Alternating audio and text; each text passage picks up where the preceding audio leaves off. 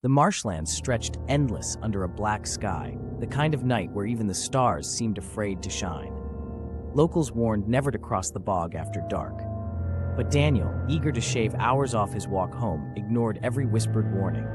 The path sank under his boots, water seeping through the earth like it wanted to pull him under. That's when he saw it, faint, swaying in the distance. A lantern.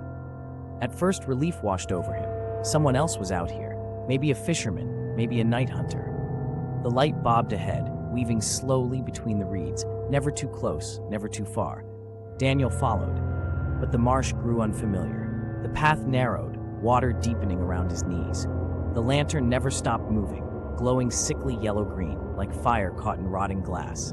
And though Daniel tried to shout, his voice came out strangled, swallowed by the fog. Then he noticed no footsteps but his own. The lantern floated, held by nothing. The fog parted. The LanternMan stood there.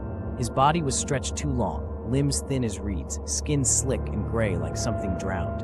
Empty sockets oozed black water, and from the hole of his gaping mouth, a swarm of pale moths burst out, scattering into the dark. In his bony fingers, he gripped the lantern, flame inside licking hungrily at the glass. Lost, the LanternMan croaked, though his mouth never moved. The voice came from the reeds, from the water, from inside Daniel's own head. Come closer, warm yourself. Daniel staggered back, but the bog itself betrayed him. Hands clawed up from beneath the mud, skeletal and dripping, seizing his ankles. The water writhed with bloated corpses, their milky eyes staring, their mouths bubbling his name.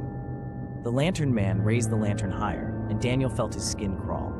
The flame inside wasn't fire, it was faces.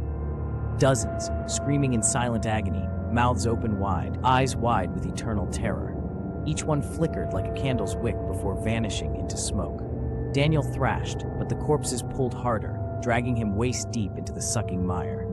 Cold water filled his mouth. He screamed, too late. The LanternMan leaned close, lantern swaying. Daniel's reflection stared back from the glass, mouth open in horror, face already warping into the flame. The last thing he saw was himself burning in that sickly light, was screaming soundlessly from within the lantern. When dawn came, travelers found the bog quiet. Only a single lantern sat half-buried in the reeds, its dim light flickering faintly. If you looked too close, they said, you'd see a man's face inside, forever trapped, forever burning. And sometimes if you linger too long, another face appears, yours.